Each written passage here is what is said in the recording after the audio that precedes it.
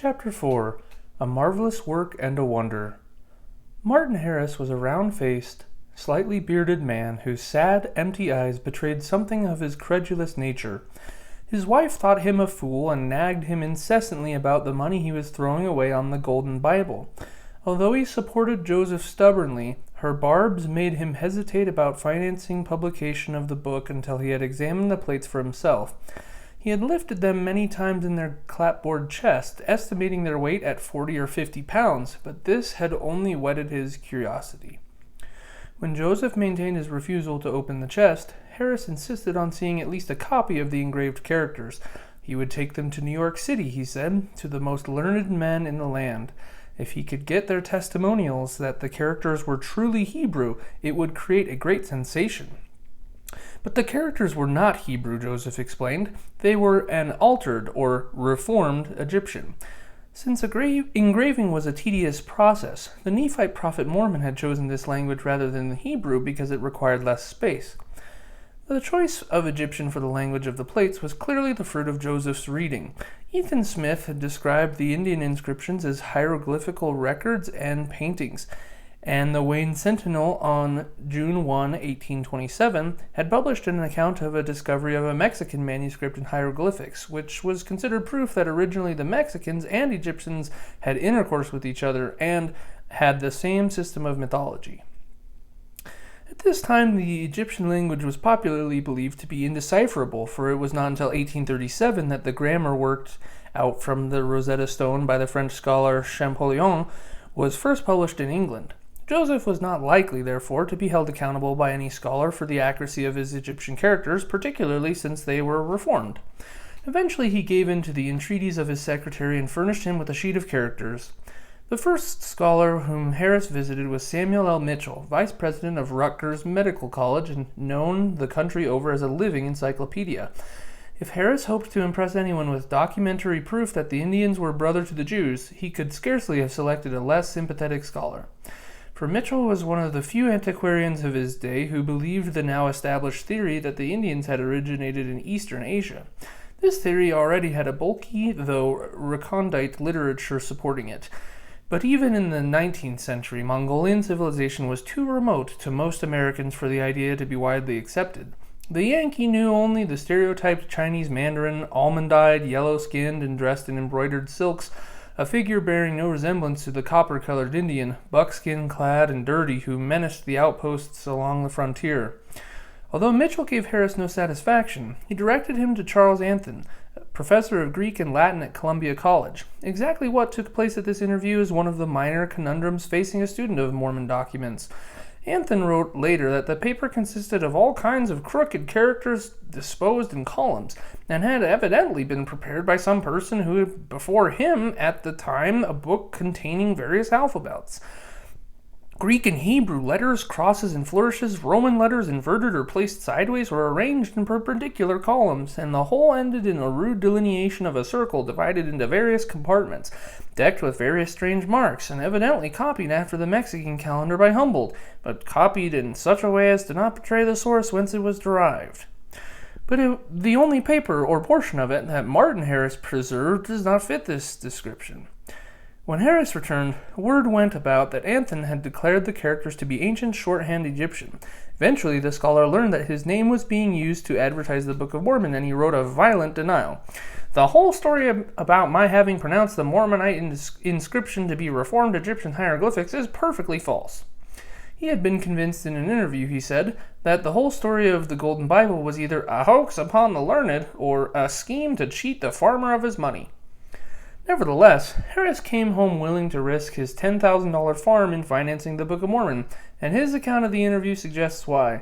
He told Joseph that Anthon had pronounced the characters Egyptian, Chaldaic, Assyriac, and Arabic, and had given his opinion in writing. Then, becoming curious about the paper, he had asked Harris for full details. After hearing the story of the angel and the golden plates, he had torn up his own statement in disgust. But as they were about to part, the scholar had suggested that the plates be brought to him for translation. This was forbidden, Harris had told him, and added that part of the record was sealed. To which Anthon had answered shortly, "I cannot read a sealed book." When Joseph had heard Harris to the end, he thumbed through the Old Testament to the 29th chapter of Isaiah and read him the 11th and 12th verses. And the vision of all is become unto you as the words of a book that is sealed, which men deliver unto one that is learned, saying, Read this, I pray thee. And he saith, I cannot, for it is sealed. And the book is delivered to him that is not learned, saying, Read this, I pray thee. And he saith, I am not learned. Harris was overwhelmed. He had fulfilled a prophecy. Joseph apparently felt that his reformed Egyptian characters were a success, since he allowed them to be used later in a bold little circular advertising the Book of Mormon. And Martin became the perfect believer. He said he had no more doubt of Smith's commission than of the divine commission of the apostles, wrote J.A. Clark, who knew him in these years. The very fact that Smith was an obscure and illiterate man showed that he must be acting under divine impulse. God hath chosen the foolish things of the world to confound the wise, and the weak things to confound the mighty. He was determined that the book should be published, though it consumed all his worldly substance. Henceforth he was Joseph's champion, and his liberal purse became the cornerstone of a new religion. In April 1828, Harris moved to Harmony, expecting to relieve Emma of the task of taking Joseph's dictation. Mrs. Harris, frantic now lest her husband give away his modest fortune altogether, insisted on going with him. She stated flatly, according to Joseph's mother, that her object in coming was to see the plates, and that she would never leave until she had accomplished it.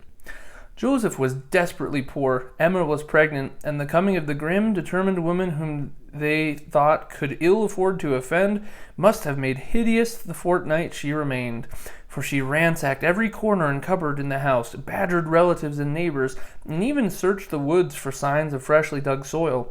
With mingled cajolery and cursing, Harris finally persuaded her to return home, and then, taking up where Emma left off, he began to write down the story of the Book of Mormon. A blanket flung across a rope divided the room where they worked.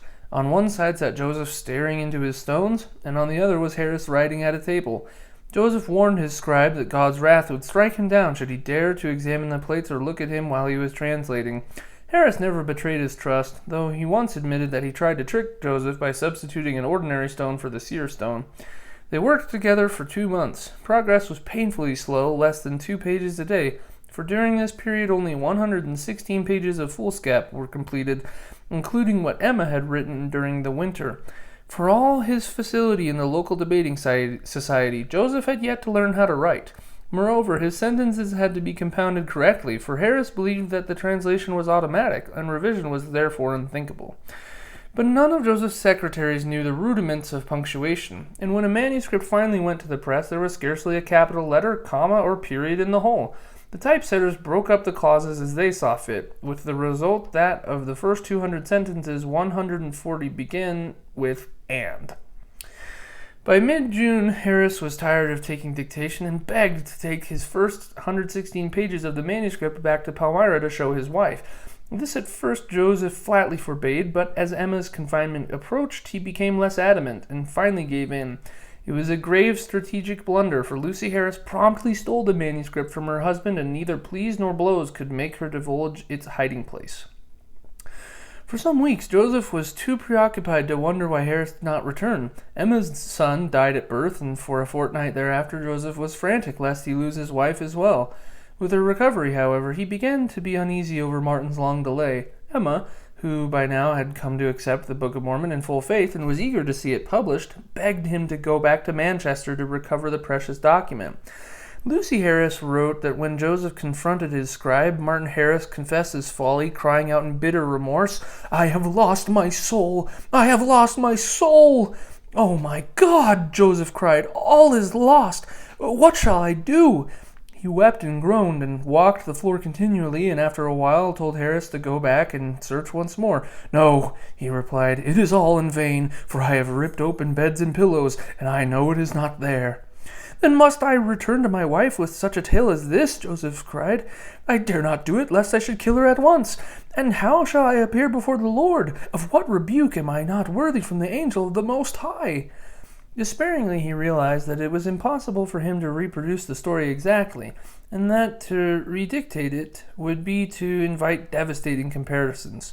Harris's wife taunted him. "If this be a divine communication, the same being who revealed it to you can easily replace it." Apparently she had actually destroyed the manuscript, for it has never reappeared. But for weeks Joseph writhed in self-reproach for his folly. To admit that the whole story of the golden plates was a mere figment of his dreaming would be to destroy Emma's faith in him forever. It would mean the end of Harris's patronage and the undying contempt of his father-in-law, upon whom he would probably have to depend for a livelihood. His father's family was counting on sales of the Book of Mormon to prevent foreclosure on their farm, since they had no money for the final payment. A retreat from the fantasy that he had created was impossible. Sometime in July, he saw the solution. Like Jemima Wilkinson, he would simply inquire of the Lord for a revelation to clear him of this difficulty. Whereupon he looked into the Urim and Thummim and received 2 long communications, which said in part, "The works, the designs, and the purposes of God cannot be frustrated, neither can they come to naught. For God doth not walk in crooked paths. Remember, that it is not the work of God that is frustrated, but the work of men. Behold, thou art Joseph, and thou wast chosen to do the work of the Lord. But because of transgression, if thou art not aware, thou wilt fall. Nevertheless, my work shall go forth." The revelations then forbade Joseph to retranslate the first part of the plates because the devil was out to thwart the publication of the book and would see to it that the stolen version was published in altered form. In his boundless wisdom, however, the Lord had foreseen this contingency and had provided a small set of small plates called the Plates of Nephi, which covered exactly the same period in Indian history as the lost manuscript. This record was primarily religious history, in contrast with the first version, which had been largely political. Once he had translated it, he could go back to the old plates and carry on, presumably from page 117. Although he may not have sensed their significance, these, Joseph's first revelations, marked a turning point in his life, for they changed the Book of Mormon from what might have been merely an ingenious speculation into a genuinely religious book. Martin Harris, who had never ceased to look upon the Golden Record as a marvelous work and a wonder, accepted the revelations, and his faith may well have made Joseph realize what he had but dimly sensed before, that he had at his fingertips the beginnings of a church. Henceforth God was inextricably bound up with the book, and by the time it was finished 11 months later, plans for the organization of this church were already crystallizing in Joseph's mind. His bold preface, used only in the first edition, was designed to thwart any attempt on the part of Lucy Harris to use the stolen manuscript. It showed that by the summer of 1829, his partnership with the Lord was already definitive. To the reader, as many false reports have been circulated respecting the following work, and also many unlawful measures taken by evil designing persons to destroy me and also the work, I would inform you that I translated by the gift and power of God and caused to be written 116 pages, the which I took from the book of Lehi, which was an account abridged from the plates of Lehi by the hand of Mormon. Which said account some person or persons have stolen and kept from me, notwithstanding my utmost exertions to recover it again, and being commanded of the Lord that I should not translate the same over again, for Satan had put it into their hearts to tempt the Lord their God, by altering the words, that they did read contrary from that which I translated and caused to be written. And if I should bring forth the same words again, or in other words, if I should translate the same over again, they would publish that which they had stolen, and Satan would stir up the hearts of this generation that they might not receive this work. But behold, the Lord said unto me, I will not suffer that Satan shall accomplish his evil design in this thing. Wherefore thou shalt translate from the plates of Nephi until ye come to that which ye have translated, which ye have retained. And behold, ye shall publish it as the record of Nephi. And thus I will confound those who have altered my words. I will not suffer that they shall destroy my work. Yea, I will shew unto them that my wisdom is greater than the cunning of the devil. Wherefore, to be obedient unto the commandments of God, I have, through his grace and mercy, accomplished that which he hath commanded me respecting this thing. I would also inform you that the plates of which hath been spoken were found in the township of Manchester, Ontario County, New York. The author. When Joseph's father paid him a visit in February 1829, the youth gave forth a revelation on his behalf with all the confidence of an Old Testament prophet. "Now behold, a marvelous work is about to come forth among the children of men. Therefore, O ye that embark in the service of God, see that ye serve him with all your heart, might, mind, and strength, that ye may stand blameless before God at the last day. Therefore, if ye have desires to serve God, ye are called to the work. For behold, the field is white, ready to harvest, and lo, he that thrusteth in his sickle with his might, the same layeth up in store that he perisheth not, but bringeth salvation to his soul. And faith, hope, charity, and love, with an eye single to the glory of God, qualify him for the work. Remember, faith, virtue, knowledge, temperance, patience, brotherly kindness, godliness, charity, humility, diligence. Ask, and ye shall receive. Knock, and it shall be opened unto you. Amen." This mosaic of extracts from Isaiah, St. John, Revelations, and St. Matthew had the ring of divinity. The father believed that God in truth was speaking through his son, and Joseph Smith had won another convert, the first who would remain true to the church for life. Thereafter Joseph received revelations freely for his brothers, secretaries, and friends. The revelation for Martin Harris scored his arrogance and never-ending demands to see the plates, but significantly promised him that if he humbled himself, he would later be allowed to see the golden record along with 2 other witnesses. In later years, Joseph described the spirit of revelation as pure intelligence flowing into him. "It may give you sudden strokes of ideas," he said, "so that by noticing it, you may find it fulfilled the same day or soon, i.e., those things that were presented unto your minds by the Spirit of God will come to pass." Such an unspectacular process must have disappointed his questioners, for what he was describing was simply his own alert, intuitive understanding and creative spirit. Exactly when Martin Harris returned to Harmony to begin writing the translation of the plates of Nephi is not known, but it was sometime during the winter of 1828-1829. Joseph now plunged into the story with ease, for he had behind him not only the earlier practice in dictating, but also a fruitful period of reflection. It was now more than a year since he first asserted he had unearthed the plates, and he probably had the plan of the book worked out in his mind in considerable detail. Nevertheless, in writing the early portion of the book, his literary reservoir frequently ran dry. When this happened, he simply arranged for his Nephite prophets to quote from the Bible. Thus, about 25,000 words in the Book of Mormon consisted of passages from the Old Testament, chiefly those chapters from Isaiah mentioned in Ethan Smith's view of the Hebrews, and about 2,000 more words were taken from the New Testament.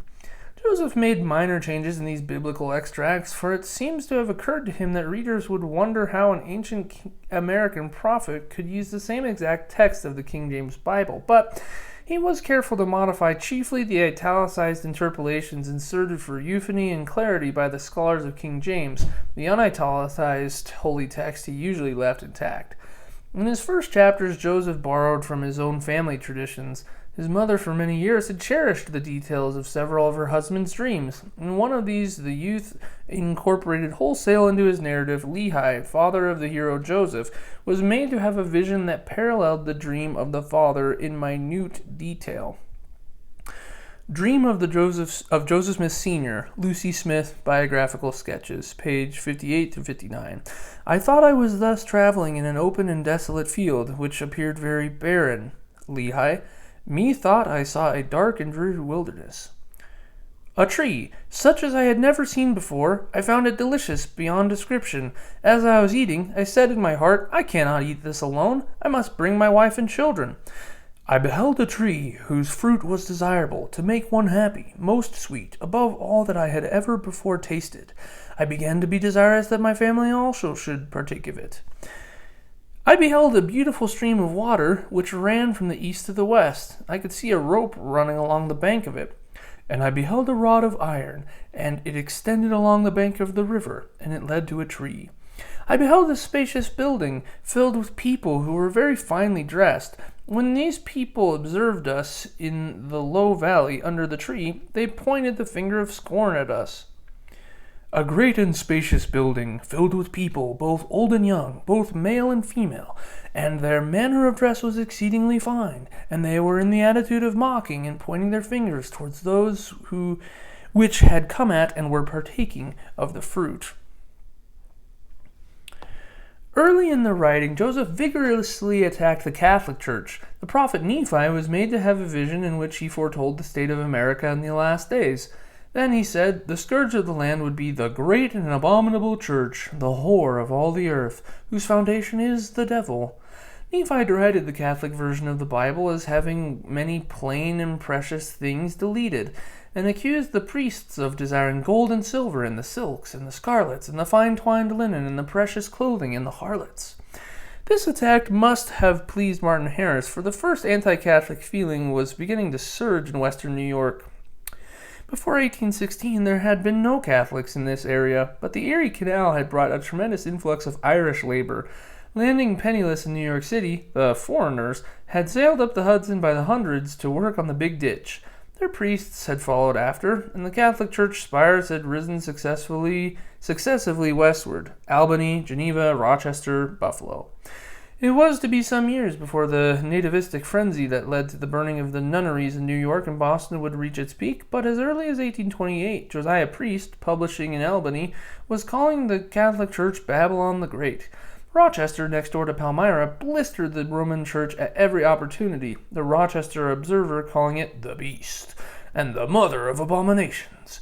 When Catholic stagecoach owners refused to abolish Sunday mails at the request of Protestant owners, the Rochester Album published on February 29, 1828, an obviously counterfeit letter bearing the signature of Pope Leo XII. To the elect elders of Rochester, you must take the public conveyances into your hands. You must not deal at all with unbelievers, and if they murmur at your doing, send in their names to us, and we will use our holy rack, our thumbscrews, our iron bed, and many other such arguments, by which we shall no doubt convince them of their damnable heresies. Martin Harris had paid his first visit to Harmony a fortnight after this uproar, and may have brought news of it to Joseph Smith, for the diction of the anti-Catholicism in the Book of Mormon had the same flavor as the pseudo-encyclical. And it came to pass, said Nephi, that I saw among the nations of the Gentiles the foundation of a great church.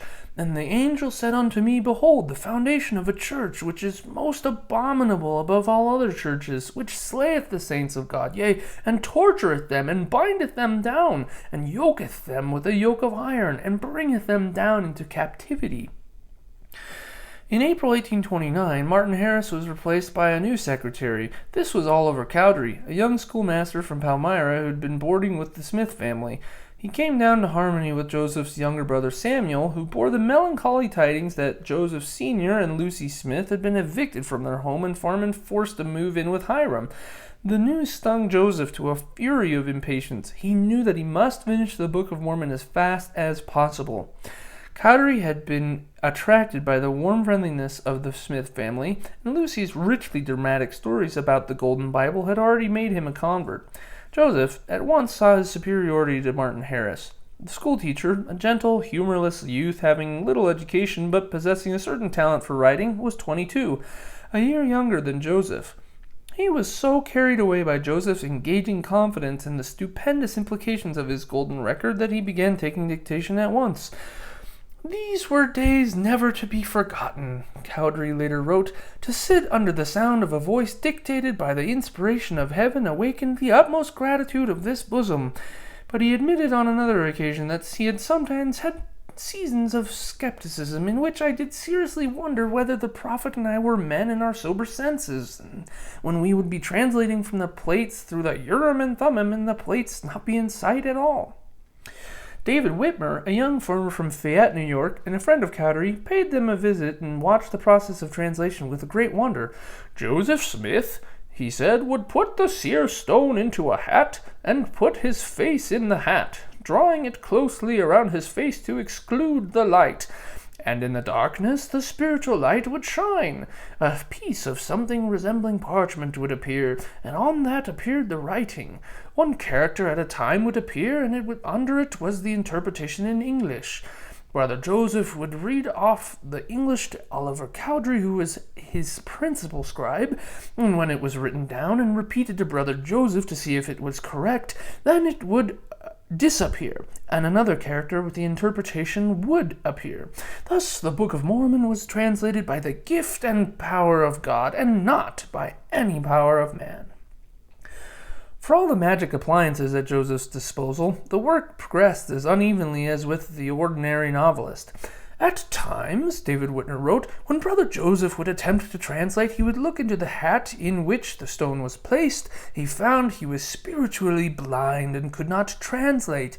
He told us that his mind dwelt too much on earthly things, and various causes would make him incapable of proceeding with the translation. When in this condition he would go out and pray, and when he became sufficiently humble before God, he could then proceed with the translation. Martin Harris stated that when Joseph Smith became weary of translating, he went out and exercised by throwing stones out on the river. Compared with the snail's pace at which the lost 116 pages had been written, the speed with which Joseph now dictated to Cowdery was phenomenal.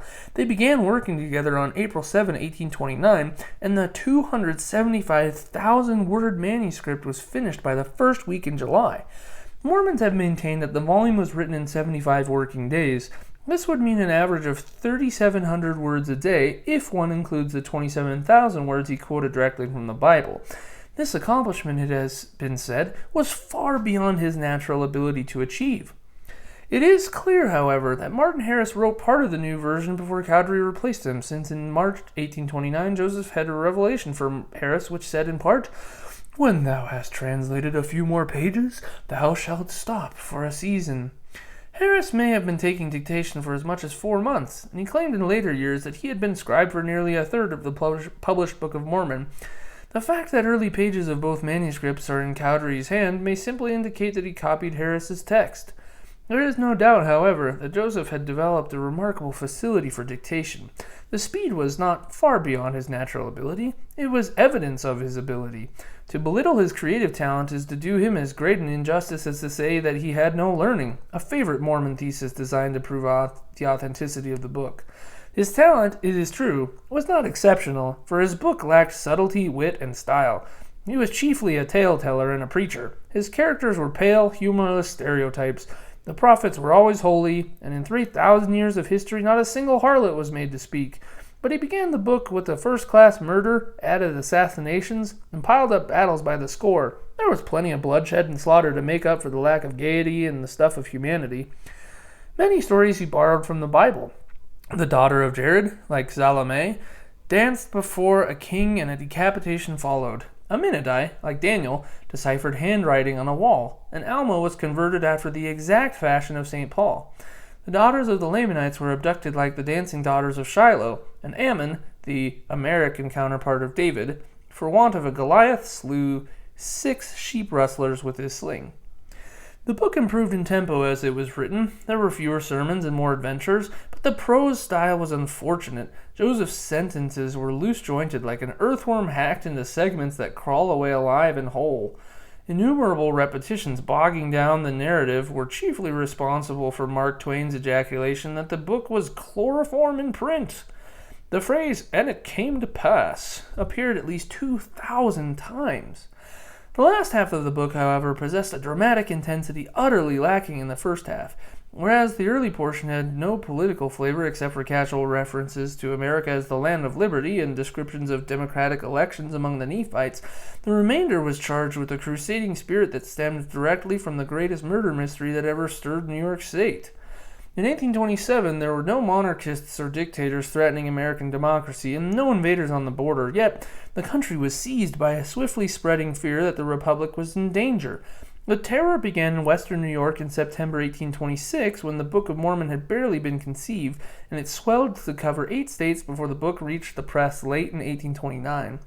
In Batavia, on the road to Buffalo, a printing press was burned and its owner beaten by a group of masked men. In the press office were fresh proofs of a new book, an expose of the secret rites and oaths of Freemasonry. The author, William Morgan, was abducted some days later and carried to Canandaigua, 9 miles from Joseph Smith's home, for a mock trial. He was then taken secretly to Fort Niagara on the Canadian border, where he disappeared. 5 prominent Masons in Canandaigua were tried for his murder in 1827.